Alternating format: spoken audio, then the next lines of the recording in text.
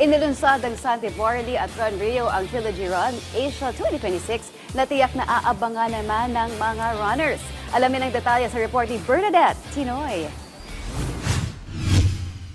New Year, new race events na naman ang handog ng Run Rio sa mga Pinoy at Pinay runners para sa taong 2026.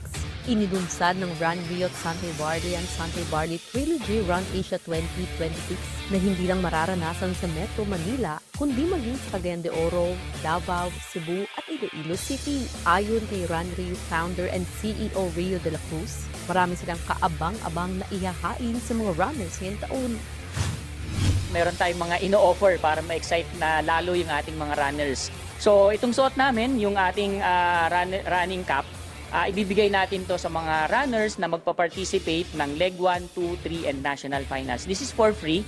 And secondly, kung dati yung ating towel ay available lang siya sa National Finals, no? Ngayon, all legs and all categories. So pag pumunta ka ng Davao, Cebu, Iloilo, magkakaroon na din sila ng towel. So different color yun.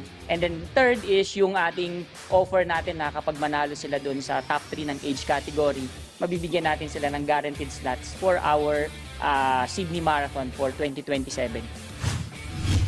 Mahigit sa 70,000 runners ang lumahok noong nakaraang taon, kaya naman layo ng Run Rio at Sante Barley na mas may sakatuparan na maayos ang mga race events para may promote ang healthy lifestyle.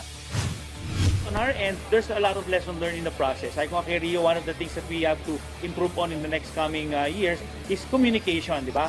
Authentic man yung gusto natin for the running community, pero if hindi properly communicated. So maganda yung nangyari. Maraming lesson learned, and definitely 2026 will be much different compared to 2025. Samantala, umaasa rin si Rio na mas marami pang first-time runners ang may engganyong subukan ng pagtakbo at maging parte ng mga run clubs.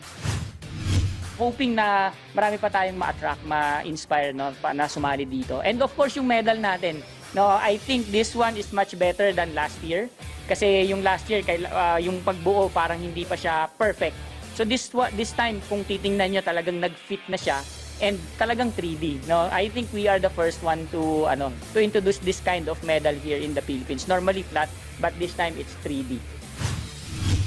Bernadette Tinoy para sa Atletang Pilipino, para sa Bagong Pilipinas.